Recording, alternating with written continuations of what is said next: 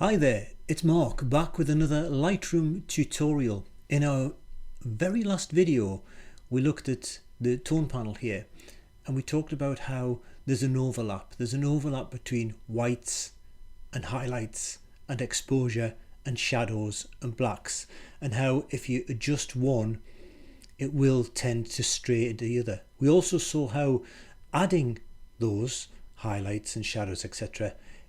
has a greater effect than taking them away. Well, that's obvious. What I meant is you can add more than you can take away on some of the sliders. They're not starting from a central point. And the moral of the story was you don't wiggle them independently. If you adjust highlights, you may need to also then address whites. Don't think of these as independent sliders coming down. That was the takeaway. But it presented a problem, and that's what we're going to discuss today. And that problem is, and let's just review this. So if we're looking over this side, if I take my highlights and bump them up, I'm affecting the top 3 or 4 bands. These bands are arbitrary. As we said in the last video, I could have had 24, 36, whatever. If I do the whites, again, that's going over halfway. What if I actually wanted to target this area? So I go my highlights and I'm washing out stuff to the right. If I go to a whites, I'm washing out stuff to the right and the left. But I genuinely want to target that. And I can do that. I can make it black. Take all the exposure right down. I could even colour it. And this is all done in Lightroom. So whereas last time we looked at the overlap between these things and how you might need to revisit it, today we're going to say, okay, I accept that happens. How do I specifically target tones that I want to do something with? Welcome to the world of Luminance Masks. That's what we're doing. The pictures today are all in a zip file on my website, and the link is down below in the notes if you want to go and get those. I'm going to play the titles and not getting a cup of tea because it's actually nearly 9:30 at night and England have just won the Euros 25. Go girls. And so I'm going to have a beer, but you won't see me have that because this mug going to disappear, so you get the full screen. See you in about 10 seconds. Bye for now.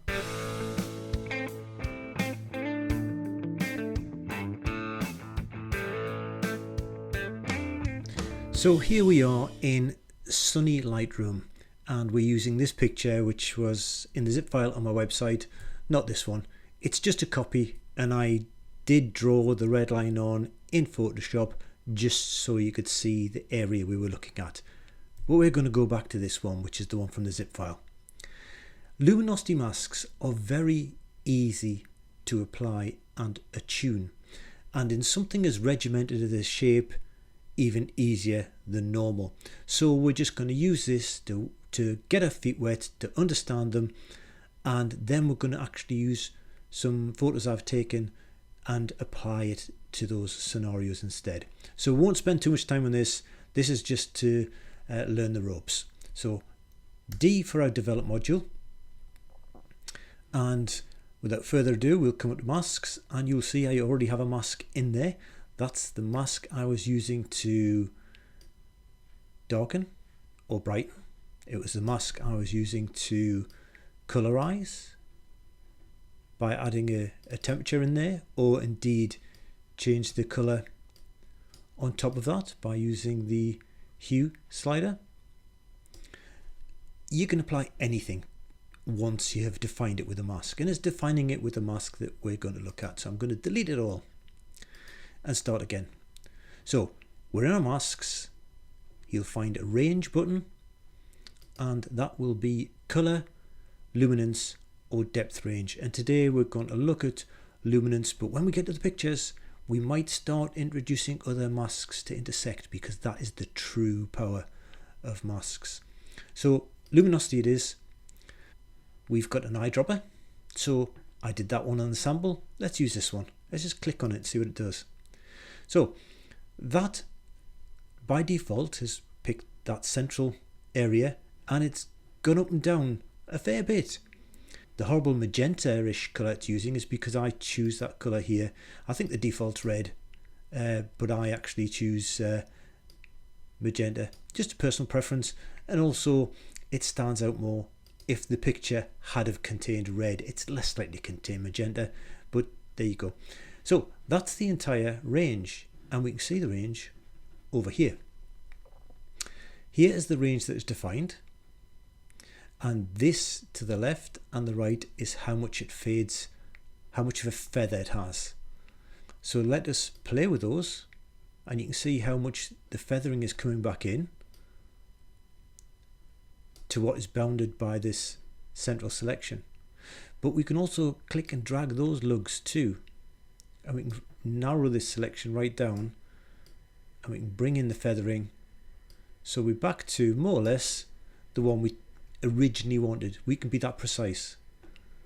Let's do that again with a different visualization on it. So delete all masks, choose a luminosity range, click on one, and this time we'll click on show luminosity map, where you can see up here a better representation of the feather. So again, we'll bring this in. You might prefer working with this as opposed to the other ones. It's personal preference. And we'll get down to that. We've now clearly defined it within this area. From there, we can choose to make our exposure adjustment positively and negatively. We could choose contrast, but there's very little in there of contrast because it is just one single tone. There's nothing within that selection to contrast it with. Highlights, we can lift it, darken it. Shadows, again, essentially anything, including, yes, changing the color therein using our color temperature or our tints. And once you've put a color in, you can then use hue to change that color. Let's just reset that. If you hadn't put a color in, then hue doesn't actually change anything. There's got no color in this particular picture to change. So let's add a little color in, and then your hue has got an opportunity to work on that. So that's it. It's as easy as that. That was us applying a mask and fine-tuning it here, or feathering it out like so, and using that to extend the effect of the selection. Okay, that's it. Let's edit some pictures and let's play with masks. Okay, and so to our first proper picture. This is the Vermont Hotel next to the Moot Hall, which is here, and over at the left you can't see in this picture the Newcastle Castle Keep. Let's assume I want to target the brickwork on the hotel itself. Well, from a luminosity point of view, we could go that way. We could go from a color point of view, but because this is about luminosity, we're going to choose luminosity. And I've chose this particular target because you will see that it will spread all over, because luminosity is globally selected. Let me show that. D for a develop module. I'll just hide this side panel to give us a bit more room. And let's go up to our masks, choose range, choose luminosity or luminance range, and let's click on the hotel, somewhere around there. That luminance value is present in all of the magenta pixels you can see now. Let's refine it a little bit, but just keep watching the hotel. I'm not interested in the rest of the stuff. Just we want to refine this on the hotel. So I'm going to bring this down, feather it in a little bit. When we do skies, you might want to continue the feathering so you don't get harsh lines, but when you're doing something that has defined edges, you can reduce the feathering quite a bit. So I'm going to choose that.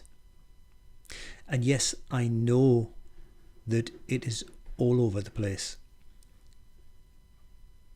but that is easy to solve. And that's solved because you can intersect two or more masks. You can add to a mask, you can subtract from a mask, but if you hold down your Option key if you're on a Mac or your Alt key if you're on a PC, it says intersect. Let's click on intersect. And now let's choose brush.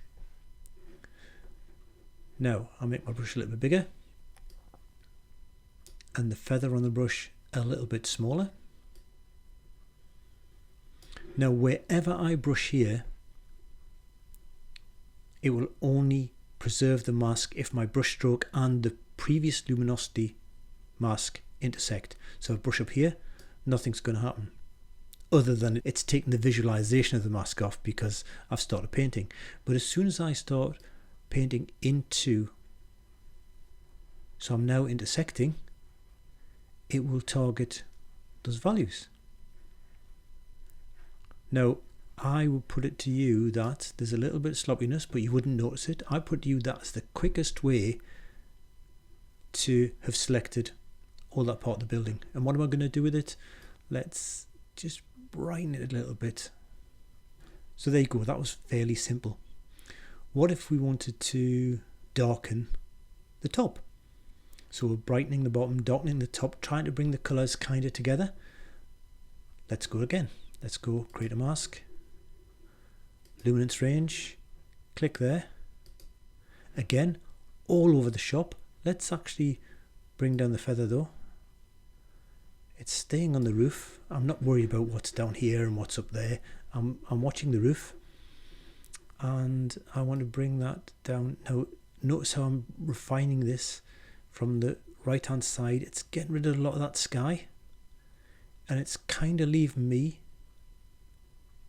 if I go too far, I'm actually not selecting all the stuff up here, so I want to push that back again. And this time I'm going to subtract with a brush. I've got auto mask off just so it's a bit more liberal, and I'm just going to subtract up here and across here, because I don't want that masked. What about all this at the beginning? At the beginning, in the foreground? Well, just to show that you can subtract more than once. I mean, the mask tools are very rich in that you can add and subtract many times. So I'll just finish off this little bit with the brush here. But this bit, I'm going to subtract using a linear gradient, and I'm just going to hold it there and sweep up. There you are. A little bit left on gatepost, not worried about that, but now we've kind of selected what we want. I'm now going to bring the exposure down on it a little bit. So I'm bringing the building more to a common state. I've brightened the darker bits and I've darkened the brighter bits. So the idea here of mixing your brushes by using adding, subtracting, and in particular intersect makes this a very powerful tool. The other way I could have done this is if I just switch that mask off for the moment, and let's create a new luminosity mask and click there again. I could have chosen subtract sky to take out everything above. Then I could have done subtract with a linear gradient and brought it in at an angle. I should want to go higher, make it a bit more concrete. So there you go. That's lesser keystrokes to get roughly to where we wanted. There's a bit more to mop up here and there, but again, it's the power of adding, subtracting, and intersecting that I'm calling out, and of course luminosity to target things in the first place. Now, you can be very subtle with luminosity as well. So let's take away all masks, delete them all, and this time what I want to do is put a bit of a yellow glow in these windows. So let's go range, luminance range, click in a window,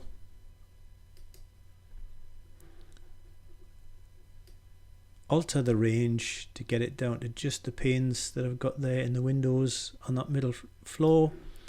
There we are.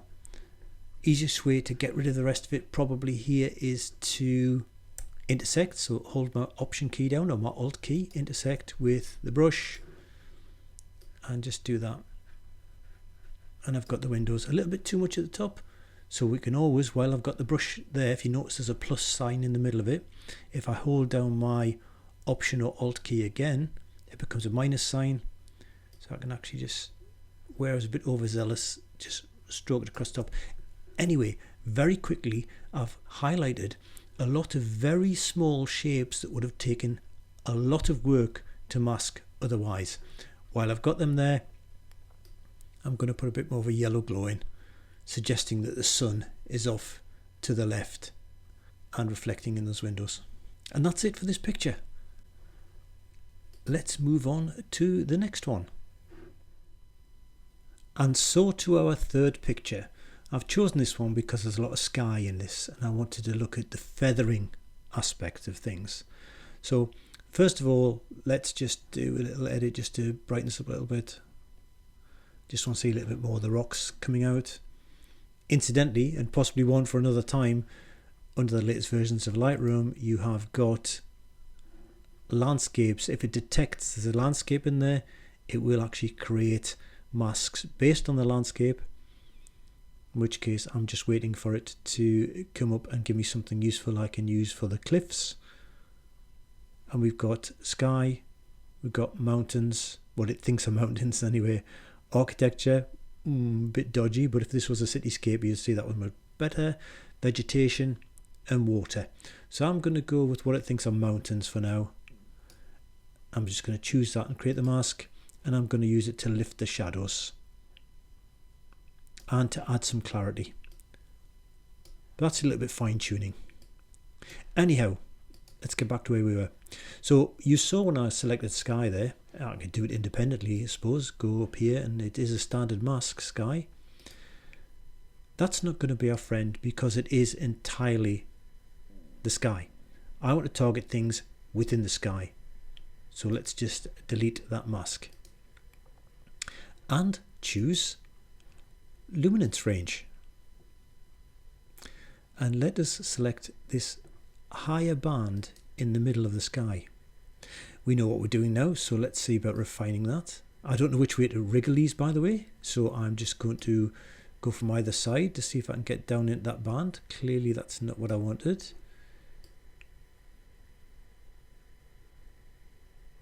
Now this is going to cause us some problems because it is not as well defined as I thought. So I'm going to click inside there and try that again.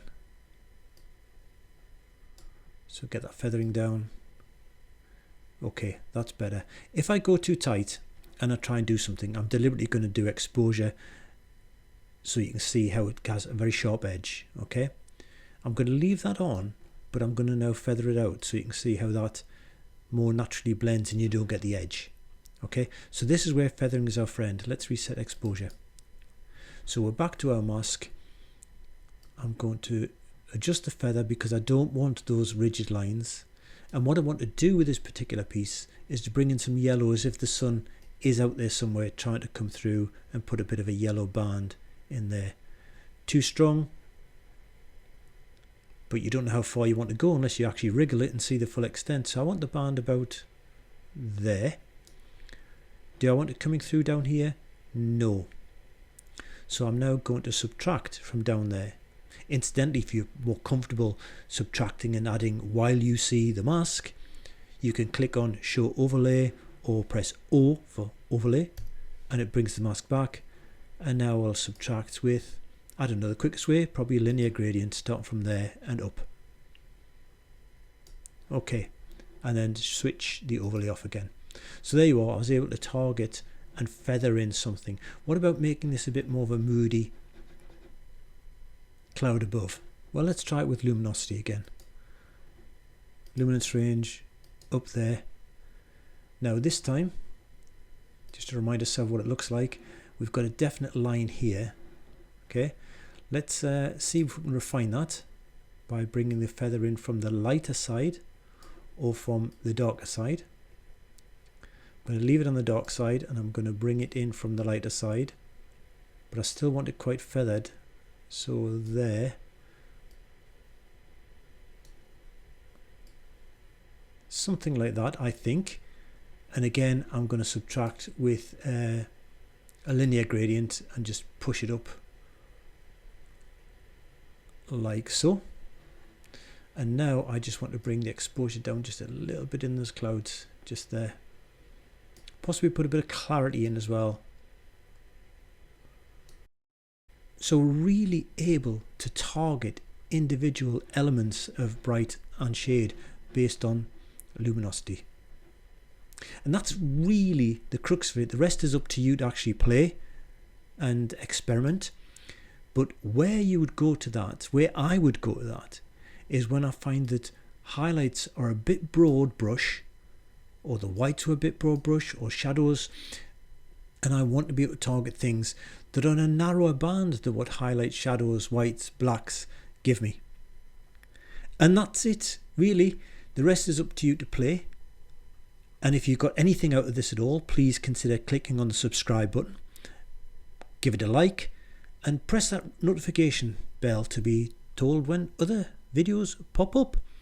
And I'll be back in the not too distant with further adventures in the wonderful and weird world of Lightroom. Bye for now.